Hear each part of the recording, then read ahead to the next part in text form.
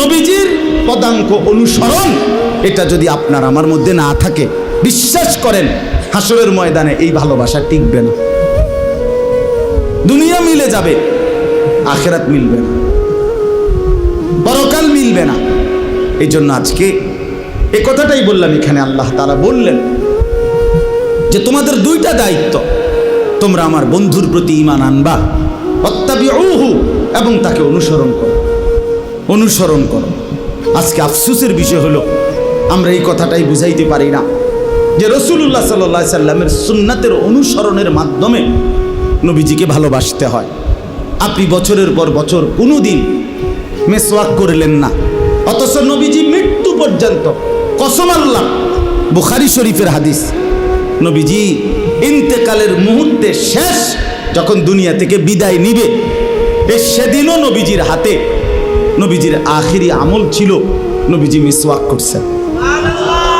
আম্মা জান আয়েশা রাদিয়াল্লাহু তাআলা আনহা বলছেন, আমি নিজে মিসওয়াক চাবাইয়া দিছি নরম করে। নবীজি আস্তে আস্তে মিসওয়াক করছেন, এর কিছুক্ষণের মধ্যেই আল্লাহ তাআলার সান্নিধ্যে চলে গেছেন। তাইলে আপনি কোনোদিনও মিসওয়াক করলেন না, টুথপেস্ট ব্রাশ আপনার কোনোদিন মিস হলো না, আপনি ব্রাশ করতে ভুললেন না, মিসওয়াক করতে মনে পড়লো না, আপনি দস্তরখান বিছাইতে মনে পড়লো না, ডাইনিং টেবিল ভুললেন না,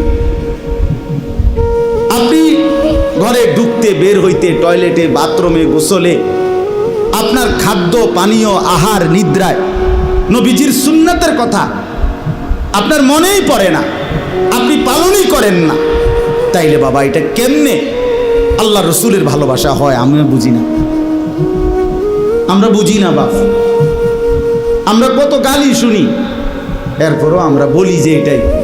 তুমি আমগরে যাই বলো ভাই, ওয়াহাবি না শুধু, তুমি যদি ওয়াহাবির আব্বাও কও, তুমি যদি কও যে ওয়াহাবির দাদা, ওয়াহাবির শাস্তো ভাই, জ্যাঠতো ভাই, হুয়াতো ভাই, খালতো ভাই, তালতো ভাই, তাও কোনো সমস্যা নাই। আরও কোনো গালি থাকলে দিতে পারো, কোনো সমস্যা নাই।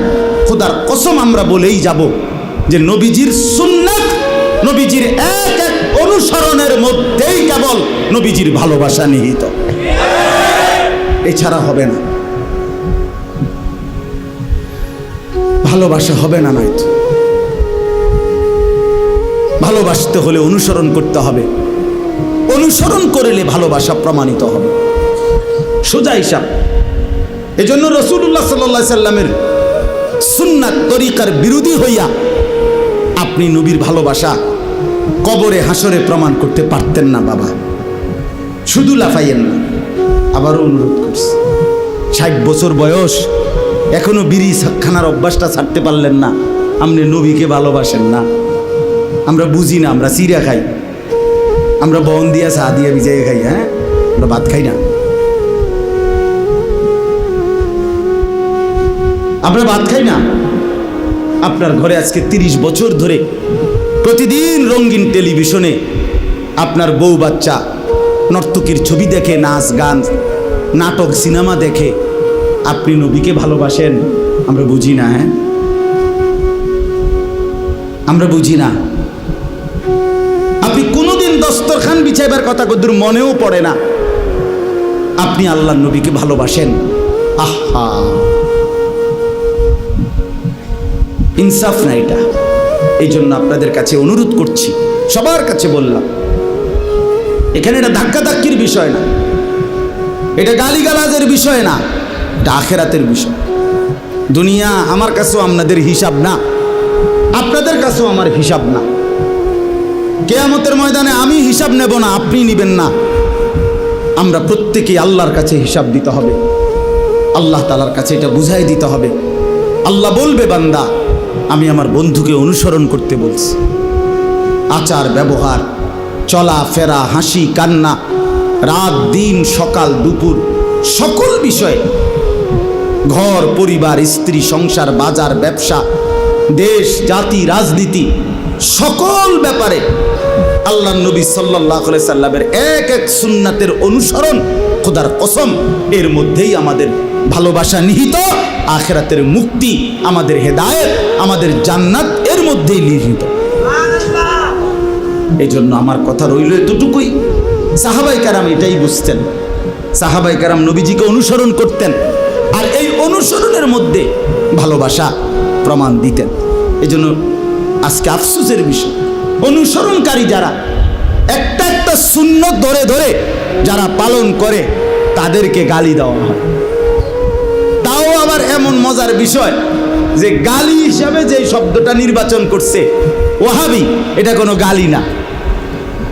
মানে আমার ছেলেরে একবার আমি ছোট্টবেলায়, আর তো ছোট থাকতে আর কি, তার পায়ের ডানে বামে আপনার সে গজল, আরে একটা সূরা কইতে কইছি মাদ্রাসার অনুষ্ঠানে, সে বলে না মাইক দিয়া, তা আমি তার পায়ের দুই পাশে দুইটা বাড়ি দিছি আর ফ্লোরে বেদ দিয়া, ইচ্ছা করেই তার পায়ে দেই নাই, এরপরও কয় না, পরে ছেড়ে দিছি। পরে রাত্রে আমারে বাসায় গিয়া বলতেছে, আমারে কাছে আইসে, আব্বু লাগছে না।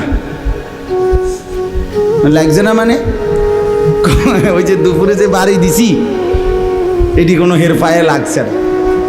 আরে আব্বা, আমি তো তোরা আসলে দিছি না বাড়ি, তো এতে মনে করছি খুশি যে আব্বু বাড়ি দিছি, কিন্তু কি লাগছে না। তা আমিও অনেক সময় বলি যে আপনি যে আম করে গালি দিলেন, লাগছে না, আমরা গায়ে লাগছে না। কারণ ওয়াহাবি এটা গালি নাই, আল্লাহর নাম। এটা কার নাম? সৌদি আরবের মোহাম্মদ ইবনে আব্দুল ওয়াহাব আন-নজদি, যদি তার দিকেও সম্বন্ধ করা হয়, বলে তার কারণে বলা হয়, তাহলে তার নাম তো হলো মোহাম্মদ, আব্দুল ওয়াহাব না, তার বাপের নাম আব্দুল ওয়াহাব। আকীদা নিয়ে যার লগে সমস্যা, তার নাম হলো মোহাম্মদ। কথা বোঝেন নাই আমার?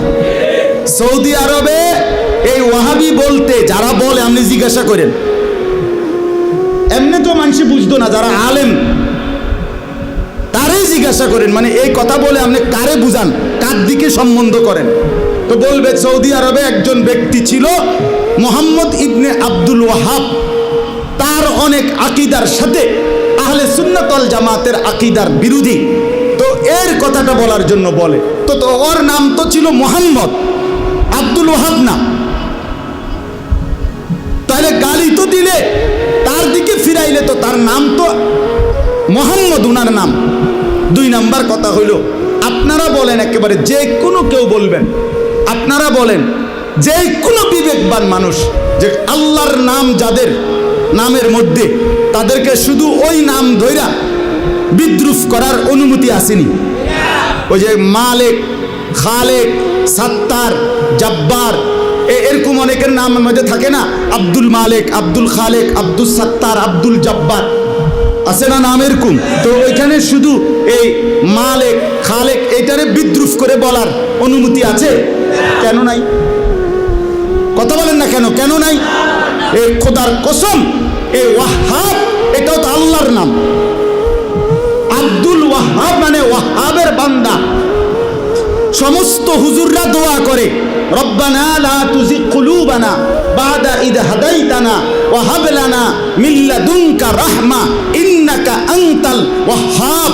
আপনি ওয়াহাব আল্লাহকে বলে, তা কোরআন শরীফে শিখানো আল্লাহর নাম হলো ওয়াহাব। তাহলে আপনি ওয়াহাবি বলে যদি কাউকে বিদ্রুপ করেন, গালি দেন, তো কার নাম ধরে আপনি গালিটা দিলেন? তো নিজের ক্ষতি কেন করলেন? ওই বেটার তো কিচ্ছু হইল না, আপনি নিজের আখিরাতটা বরবাদ করলেন, নিজের পরকালটা নষ্ট করে দিলেন। এই জন্য দয়া করে আমি সব সময় বলি যে ভাইয়া কোনো সমস্যা নাই, এই ওয়াহাবি মানে আল্লাহওয়ালা এটাও আম করে দাও, আর সুন্নত তো আমরা পালন করি, আরো যদি কোনোটা বাকি থাকে সেটাও তালাশ করে আম করে দিয়া দাও। সুন্নাতগুলো আমরা নিয়ে নেই, বিদআতগুলো তুমি নিয়ে আনো, তোমাদের বন্টনে আমরা খুশি। রাদিনা, আমরা খুশি হলাম, সুন্নাতগুলো আম করে দিয়া দাও, বিদআতগুলো তোমরা নিয়ে আনো। এই জন্য মেহেরবানি করে সোজা হিসাব, এটা দলাদলি ঠেলাঠেলি ধাক্কাধাক্কির বিষয় না, এটা হাসরের ময়দানে আমার আপনার ফয়সালার বিষয়। এই জন্য দয়া করে আমরা প্রত্যেকে ইনশাআল্লাহ রাসূলুল্লাহ সাল্লাল্লাহু আলাইহি সাল্লামের অনুসরণ, সুন্নাতের ইত্তেবা, নবীজির একটা একটা নিয়ম পালন করার মাধ্যমে নবীজির ভালোবাসার প্রমাণ দিতে চেষ্টা করব ইনশাআল্লাহ। আল্লাহ তাআলা আমাদেরকে তৌফিক দেন, কবুল করেন। তিনটা কথা মোট বলছি। এক, যুবক ভাই তোমরা সবাই দয়া করে নামাজ পড়ো, নামাজ পড়ো, নামাজ পড়ো। 2 নাম্বার কথা হলো, আমরা রাসূলুল্লাহ সাল্লাল্লাহু আলাইহি সাল্লামকে আল্লাহ তাআলা পাঠিয়ে সারা পৃথিবীর জন্য আমাদেরকে 2টা দায়িত্ব দিয়েছেন। 1, নবীজির প্রতি পূর্ণ ঈমান আনা। 2, নবীজিকে পূর্ণ অনুসরণ করা। ঠিক আছে না? আর 3 নাম্বার কথা হলো, শুধুমাত্র গালি, কাদা ছোড়াছুরি, ধাক্কাধাক্কি নয়, বরং চলেন সবাই মিলে আল্লাহর নবীকে অনুসরণের মাধ্যমে নবীজির সুপারিশ কামনা করি, হাউজে কাউসারের পানি তালাশ করি, আখিরাতের মুক্তি তালাশ করি। আল্লাহ আমাদের সবাইকে তৌফিক দেন, কবুল করেন। আমিন।